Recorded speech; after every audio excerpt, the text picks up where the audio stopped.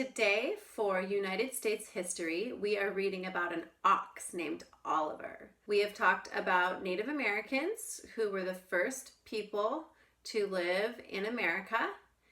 And then we talked about people starting to come to America from England. And then we talked about how those people didn't want to be part of England anymore and they wanted to make their own country. So there was a war called the American Revolution. And then the United States became its own country. The story we are reading today talks about a time when people started walking west and taking wagons west. They were called pioneers. Maybe you have heard of pioneers. So some of the pioneers were walking to look for their own land. Some were walking to look for religious freedom, like the people we're going to read about today, called the Mormons. So they were living in Illinois and they were being attacked because the people there did not like their religion. So they decided to leave and head west. Oliver Ox by Peggy Barton. Oliver Ox lived in a soft green grassy meadow with his mother. He was well-formed, with a heavy body, a deep chest, thick white hair, and velvety brown eyes. Oliver spent his days as babies will, eating and drinking and sleeping. The meadow grass was moist and chewy, and the water from the spring near the fence sparkled in the sunlight. Oliver Ox slept and ate again. Until after the long, lazy summer had passed, something wonderful happened. Oliver, looking at his reflection in the water in the meadow pond, could see that all the eating and sleeping had changed him from a fuzzy little calf to a handsome young bull. Now Oliver could join the herd of oxen in the large field by Farmer Clark's barn. He would eat and sleep and run with the other young bulls. His muscles would grow bigger and bigger until he weighed 2,000 pounds. That's 1 ton. And on his head, round and smooth and upcurving, would appear 2 marvelous horizontal short horns. Then a stranger would come to Farmer Clark to buy Oliver Ox and show him the world. It was now spring in the month of March in 1847. Almost all the snow had melted in the shadow of the barn. Wildflowers dotted the warming fields and brightened the edges of the brook. Birds built nests, lambs and calves tottered on spindly legs or snoozed in the spring sunlight. Every day, bearded men, still wrapped in the heavy clothing of winter, came with Farmer Clark to lean on the fence rails and gaze at the herd of oxen. Sometimes they left alone, but often one of the men pointed to an ox. Then, while Oliver watched, Farmer Clark slipped a halter over the animal's head, leading him through the gate and out of the field to be taken away by the new owner. When will someone choose me, wondered Oliver Ox, and where will I go when I am chosen? Will my new fields have a brook and wildflowers? Will I be happy? Across the grassy meadow near a large rock, Oliver Ox drowsed in the spring sunlight. The fly tickling his ear held all his attention. Oliver Ox hardly noticed Farmer Clark or the man in the ragged black wool coat, even as he raised his arm and pointed to Oliver. The kind farmer slipped a halter over Oliver's head, carefully examining the young animal with pleasure. Oliver's deep chest and well-muscled shoulders held a proud head crowned with upcurved, short, round horns.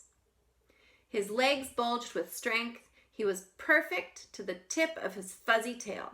Farmer Clark hoped the future held no sorrow for Oliver, but hard times lay ahead, he was sure, for the man in the ragged coat was a Mormon, and he and Oliver Ox were about to leave Omaha to cross the Great Plains.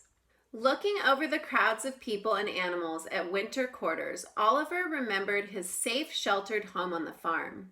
Now he knew only bonfires and smoke and tents and mud and noise and cold. Jedediah Earl, his new master, was a kind man who saw that his children, Peter, Rebecca, and Joshua, brushed Oliver, brought his food, and carried his water from the river twice a day. Jed's wife, Nora, rocked baby Sarah while Jed prepared the wagon with food, clothing, tools, and seeds, and the few sticks of furniture he had saved before the mob burned their house in Nauvoo. Remember I told you in Illinois, people were attacking the Mormons, and that's why they chose to leave? After the fire, the little family sadly decided to move to the safety of the Rocky Mountains. They had followed Brigham Young across Iowa to winter quarters on the west bank of the Missouri River, where they spent the bitter winter huddled together in a ragged tent. Do you remember when you made the map of rivers and the Missouri River was one of those rivers that we traced? Now the Earls hoped to join the first party with Heber C. Kimball, a 6-foot giant of a man, and Oliver Ox would lead their way, pulling the wagon over the plains to a new home. How disappointed were the little Earls when their father explained that Brother Brigham wanted the women and children to stay home at winter quarters.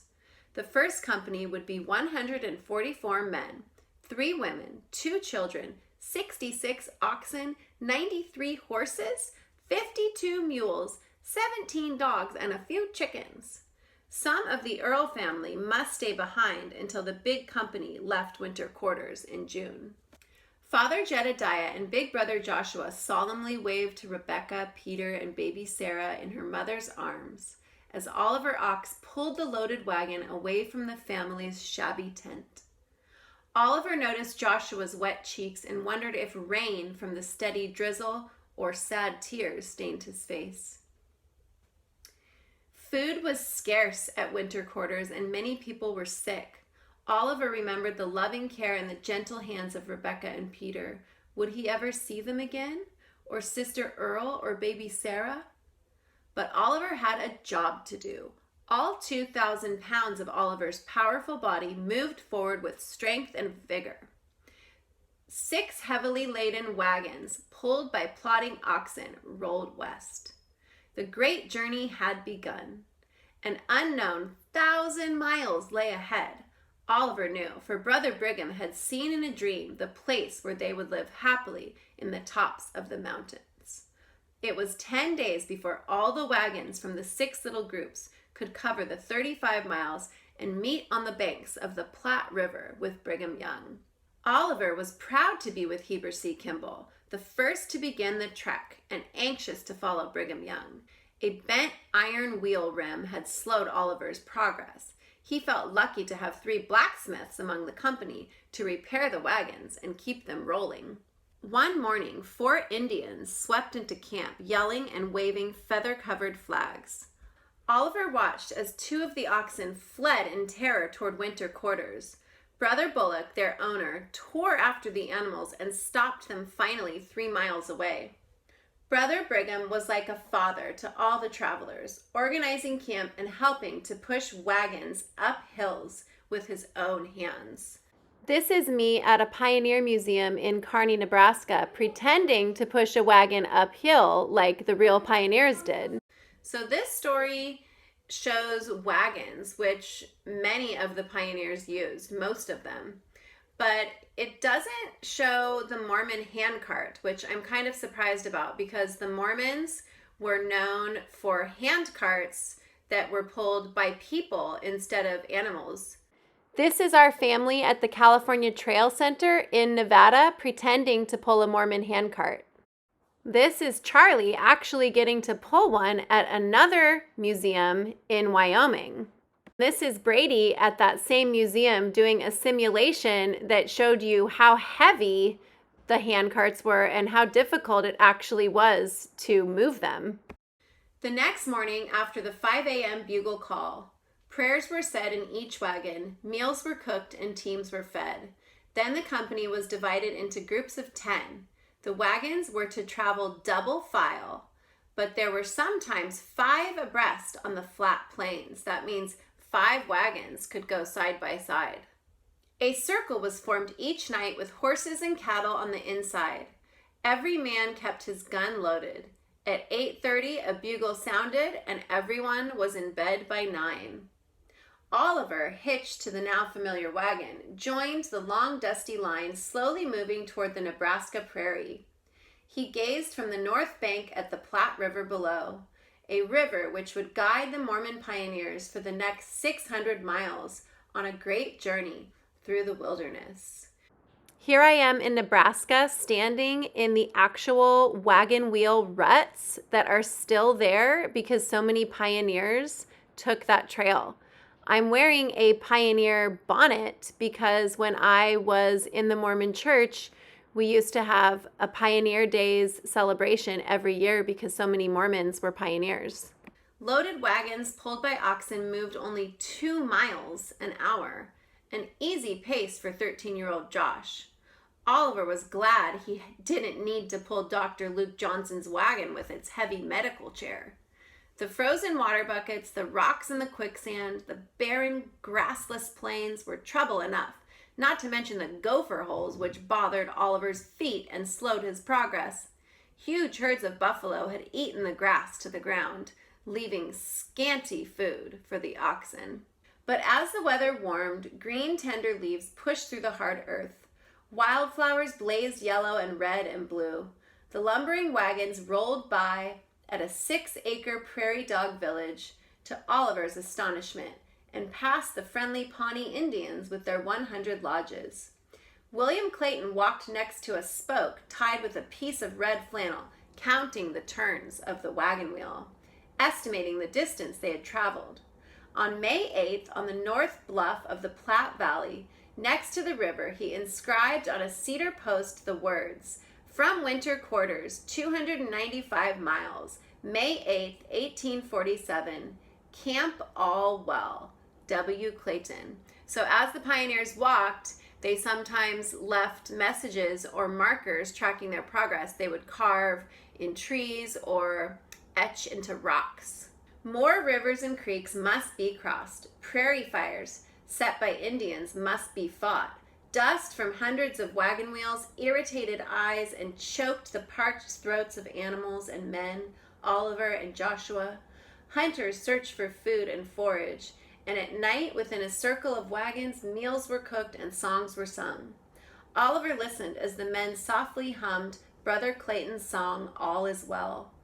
Oliver Ox no longer dreamed of faraway days with Farmer Clark.